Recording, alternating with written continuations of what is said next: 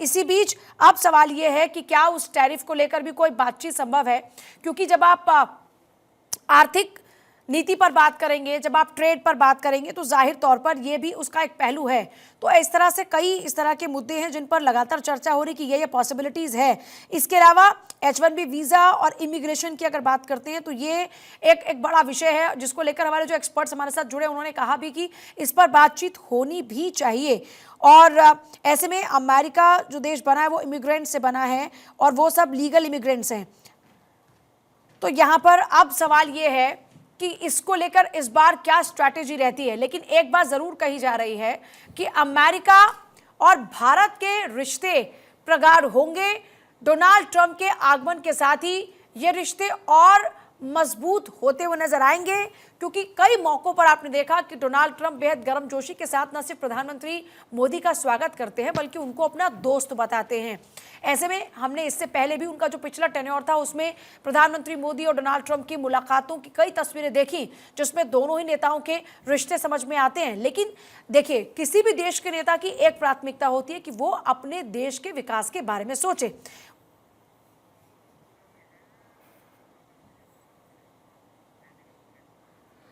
निपुण जी भी जुड़ गए हमारे साथ में, विदेश मामलों के जानकार हैं। निपुण जी, अब से कुछ ही देर बाद हम दोनों नेताओं की मुलाकात देखेंगे। फिलहाल व्हाइट हाउस पे पीएम मोदी की इस एंट्री को किस तरह से एलिब्रेट करेंगे आप?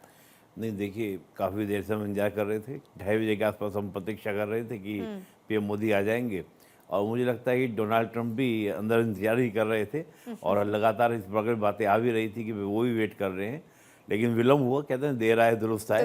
तो चलिए, गर्मजोशी के साथ हम देख रहे हैं, स्वागत हो रहा है, वेलकम हो रहा है। और अभी देखिए, बहुत सी बातें हैं, बहुत सी चीज़ें हैं, और ये जैसे आपने कहा कि 4 साल के रिश्ते तय होंगे। मैं तो कहूँगा 4 साल के नहीं, जो हम देखते हैं कि एक अटल बिहारी वाजपेयी और बिल क्लिंटन ने जो एक साझेदारी शुरुआत की थी 99 की समय हम देखें, तो उसके बाद से लेके लगातार भारत और अमेरिका के संबंध प्रगाढ़ होते रहे। हाँ, कुछ तनाव रहे, तो जिसको हम लोग इंटरनेशनल पॉलिटिक्स में बोलते भी हैं कि उसकी एक नेचर होती है कि कई बार देशों के साथ कोऑपरेशन के साथ कुछ टेंशन्स रहती हैं। तो मैं देख रहा हूँ कि अमेरिका के साथ जो हमारे रिलेशन रहने वाले हैं वो स्ट्रैटेजिकल जो टाइज है वो तो और ज़्यादा स्ट्रॉन्ग होंगे। तो कुछ इकोनॉमिकल इश्यूज, जैसे भी आपने टैरिफ की बात कही, वो टैरिफ को लेकर हम देख भी रहे हैं कि देखिए, अमेरिका की चिंता ये है कि अमेरिका दुनिया के साथ जो ट्रेड करता है और ट्रेड करने में देखें उसको होना क्या चाहिए किसी भी देश को, जैसे आपने कहा कि हर देश की बात होती है कि भाई फायदा उसको बेनिफिट हो। लेकिन अमेरिका को दिक्कत क्या है कि 1100 बिलियन अमेरिकन डॉलर का एनुअली ट्रेड डिफिसिट होता है। आप सोचिए कि अगर किसी देश को 1100 बिलियन का ट्रेड डिफिसिट होगा तो उस देश को चिंता तो होगी। अब इसमें 3 बड़े प्लेयर थे, मैक्सिको है, कनाडा है, इसके अलावा आपका चीन है और साथ में आपका आसियान। 9वें नंबर पर इंडिया है, और इंडिया के साथ जो ट्रेड डिफिसिट है वो ज़्यादा नहीं, 33 बिलियन का है। तो यहाँ पर हम देख रहे हैं कि अगर वो कहता है अमेरिका कि भैया आप हमें टैरिफ रिड्यूस कीजिए, हालांकि हमने पहले बजट में इसको काफ़ी रिड्यूस भी कर दिया है, लेकिन हमारे पास अभी गिव एंड टेक करने का, देखिए हमेशा बोला जाता है कि इंटरनेशनल पॉलिटिक्स जो होती है वो गिव एंड टेक का रिलेशंस होती है। आज हमारे पास देने के लिए बहुत कुछ है, जैसे हम बात कर रहे हैं वेपन की, हम बात कर रहे हैं कि हम वेपन कहाँ से परचेज कर सकते हैं। इसके अलावा ऑयल की भी एक बहुत बड़ी चर्चा आ रही है, मुझे बड़ा सरप्राइज भी नहीं होगा, और मैं उम्मीद कर रहा हूँ कि आज एक नई चीज़ हमको देखने को मिल सकती है कि अमेरिका ये कहे कि हम इंडिया को अपना ऑयल एक्सपोर्ट करेंगे, और इंडिया ये कहे कि रशिया से तो ले ही रहे हैं, बल्कि हम वेस्ट से भी ले रहे हैं, जो पूरा वेस्ट एशिया से भी ले रहे हैं, साथ में हम अमेरिका से भी लेंगे। तो वो सब चीज़ें क्या है कि पूरी दुनिया की नज़र इस समय है। अब हम लोग इस समय भारत में तो इस समय देखिए आपका 3 बजे हुए हैं, तो 3 बजे उठकर भी अगर हम लोग बैठ के काम करें, चर्चा कर रहे हैं, तो आप सोचिए कि पूरी दुनिया की नज़र कितनी होगी। खैर, हमारे तो देश की बात है, हमारे पीएम वहाँ पर हैं, लेकिन मैं मान रहा हूँ कि दुनिया के कई लोग, हमें चाहे चीन हो, पाकिस्तान हो, बांग्लादेश में यूनुस की नींद उड़ी हुई है, जैसे मैं समझ पा रहा हूँ कि अब पता नहीं क्या वहाँ पर हो सकता है, क्या बातें हो सकती हैं। पाकिस्तान को लेकर भी ये बात है, शहबाज शरीफ सोच रहे कहीं ऐसा ना हो कि जैसे FATF में पिछली बार ग्रे लिस्ट में डलवा दिया था, ये मोदी और ट्रंप की ही जुगलबंदी थी कि पाकिस्तान को ग्रे लिस्ट में डलवा दिया गया था। तो कहीं ऐसा तो नहीं कि इस बार फिर मेरे को ग्रे लिस्ट में डलवा दिया जाए। तो बहुत सारी निगाहें हैं इस मीटिंग के ऊपर, चाहे म्यांमार की हम बात करें, मतलब साउथ एशिया की बात करें, वेस्ट एशिया की बात करें कि हमस लेके चल रहा है कि क्या हमारे लिए कुछ बात आ सकती है, क्या इजराइल लेके चल रहा है, तो बहुत सारी चीज़ें, जॉर्डन, इजिप्ट, दुनिया भर की, रशिया यूक्रेन की बातें हैं, तो बहुत सारी बातें हैं। अभी तक बस आपने जी चीन का जिक्र नहीं किया हुआ नहीं, चीन तो मैंने कहा, चीन को तो नींद उड़ी हुई होगी, चीन की तो नींद उड़ी हुई होगी कि भाई हो क्या रहा है, चीन का जिक्र क्या। चीन तो देखिए, चीन के साथ तो सीधी सीधी है। देखिए अमेरिका के डोनाल्ड ट्रंप की मुझे लगता है 4 महत्वपूर्ण बातें हैं जिन पर वो काम करे। एक तो घरेलू पॉलिटिक्स, जिसमें हम डीप स्टेट की बात कर रहे हैं कि लगातार उसको क्या करे, वो क्रैकडाउन करने में लगे हुए हैं कि पूरी पावर जो है वो किसके पास आनी चाहिए, अमेरिका डोनाल्ड ट्रंप के पास आनी चाहिए, डीप स्टेट नहीं होना चाहिए। दूसरा मैं देख रहा हूँ तो जितने भी आपके वर्ल्ड में जो भी आपके कॉन्फ्लिक्ट चल रहे हैं, चाहे वो गाजा कॉन्फ्लिक्ट हो, यूक्रेन कॉन्फ्लिक्ट, उस पर काम चल रहा है। तीसरा उनका चीन, और चौथा मैं मान रहा हूँ कहीं ना कहीं वो रेडिकलिज्म पर भी अमेरिका जो डोनाल्ड ट्रंप हैं वो उस पर बहुत ही क्रैकडाउन करना चाहते हैं। जैसे गाजा के ऊपर भी उनका कह रही यही है कि आपका गाजा के लोग सब रेडिकल हो गए हैं और उसकी वजह से इसराइल को चिंता है। और चीन को लेकर तो है ही, देखिए चीन को लेकर तो ब्रिक्स का भी अभी भी बयान आया है, यानी कि पीएम मोदी की मीटिंग से पहले प्रेस कॉन्फ्रेंस में उन्होंने जो बात कही कि कई देश जो है वो हमारे साथ क्या कर रहे हैं, गलत कर रहे हैं, हमारे साथ ट्रेड में बैलेंस बिगाड़ रहे हैं, मतलब तमाम बातें। वो सीधा ब्रिक्स के ऊपर इशारा था और ब्रिक्स को धमकी भी दोनों दी कि अगर तुम ब्रिक्स करेंसी लेकर आओगे तो 100% टैरिफ इम्पोज कर दूंगा। तो उनका टारगेट ही यही है। और ब्रिक्स को लेकर देखिए भारत की इसीलिए एक बड़ी भूमिका भी हो जाती है।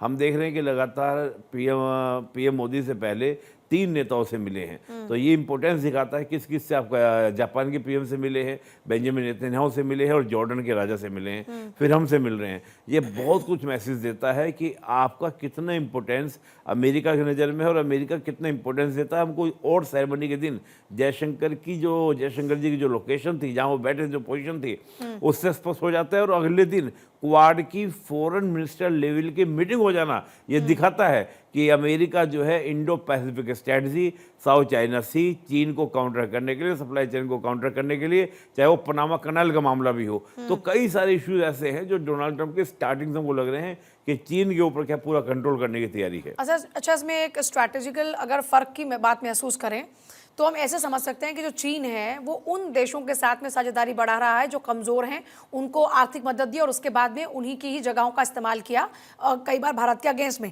लेकिन भारत बड़े देशों के साथ में मुलाकात और बात करके देखा जाए तो प्रभावी बन रहा है। मतलब हमारी नीतियों में जो फ़र्क है, मैं उसकी बात आपसे समझना चाह रही हूँ। देखिए चीन का जो एक स्ट्रेटजी, इसको लोग बोलते हैं डैप ट्रैप की पॉलिसी, और साथ ही भारत के संदर्भ में अगर हम बात करें तो भारत को घेरने के लिए स्ट्रिंग ऑफ पर्ल्स को लेकर चलता है। और देखिए चीन के जो सहयोगी हैं, मुख्यतः सहयोगी कौन है? रशिया।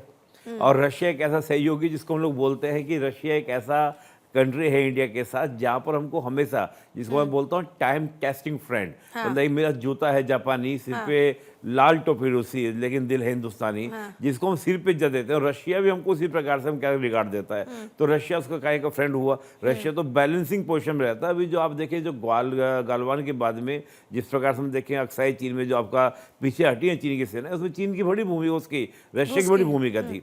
फिर आप ईरान को देखते हैं, ईरान के साथ मतलब उसका जो बड़ा कोऑपरेट हम देखेंगे तो ईरान के साथ आपको देखने को मिलेगा, जिससे ईरान के माध्यम से पूरा वेस्ट एशिया को कंट्रोल करने का प्रयास करता है। लेकिन ईरान के साथ भी हमारे अच्छे रिलेशन हैं।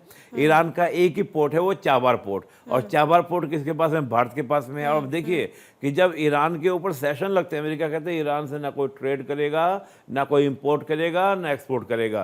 केवल भारत एक ऐसा देश था जिस पर अमेरिका ने छूट दी कि नहीं, तुम कर सकते हो, चाबार के थ्रू तुम अफगानिस्तान जा सकते हो। तो मैं देखता हूं कि चीन के जितने भी कोऑपरेट करने वाले सहयोगी जो कंट्रीज हैं, उनमें कोई कंट्री एक ऐसा नहीं है कि जो चीन के साथ में बहुत स्ट्रांगली खड़ा हो जाए। लेकिन इंडिया के जो रिलेशंस हैं, जिसको हम लोग बोल सकते हैं एक तरह से, हालांकि इंडिया अलाई वर्ड को यूज नहीं करता, इंडिया के साथ जितने भी आप कंट्रीज देखेंगे तो वो उसके साथ बहुत आगे तक फाइट कर सकते हैं, आगे तक बढ़ सकते हैं। और हमने देखा भी है 1971 में, आप देखिए 71 में रशिया हमारे साथ खड़ा हुआ, ठीक है अमेरिका से रिलेशन अच्छे नहीं थे, लेकिन रशिया आगे खड़ा हुआ। आप उसके बाद देखें 99 में हम देखते हैं अमेरिका की मदद हमको मिली, उसके बाद हम देखते हैं न्यूक्लियर डील का होना। आप सोचिए अमेरिका वो देश जिसने न्यूक्लियर डील को करने के लिए एनपीटी सीटीबीटी की फोकस नहीं किया कि साइन नहीं किया, कोई बात नहीं, और नया वर्ड दे दिया कि India is a responsible country. MTCR, Australian group, वासेडा अरेंजमेंट, कई सारे ऑर्गेनाइजेशन में इंडिया को क्या किया, मेंबर बनाया। एनएसजी में बात बढ़ चढ़ कर उठाई। तो मैं मानता हूं कि भारत के जो अलाइज हैं, अभी फ्रांस की आप देखिए क्या शानदार मीटिंग हुई है, और फ्रांस को हमने क्या ऑफर दिया है कि पिनाका लेके जाओ हमारे। आप सोचिए कि कहाँ तो हम पहले परचेज किया करते थे, अब हम कह रहे हैं कि लेके जाओ, आओ और देख तो लो। बिल्कुल, तो ये दिखाता है कि इंडिया का एक मनोबल बड़ा है, इंडिया की ताकत बढ़ी है। और इस प्रकार से अब देखिए जिस प्रकार से पीएम मोदी को जिस हाउस में रुकवाया गया है वो भी बहुत कुछ मैसेज दे रहा है। और किस प्रकार मुलाकात, अभी मैं देख रहा था एलन मस्क जब मिलने के लिए गए, पूरी फैमिली के साथ मिलने के लिए गए, तो मतलब एक जो पर्सनल टच होता है जिसको ना फैमिलियर जो रिलेशंस बन मतलब जाते अगर हैं। आप अपनी फैमिली के साथ किसी से मुलाकात कर रहे हैं मतलब आप उससे फैमिली रिलेशन रखना चाहते हैं, जी, एक बड़ा बिल्कुल। स्पष्ट संदेश यही होता है। बिल्कुल बिल्कुल आप बिल्कुल। भी इस बात से एग्री करती होंगी मौसमी जी? बिल्कुल बिल्कुल, मैंने आपको पहले ही बोला है कि एलन मस्क एंड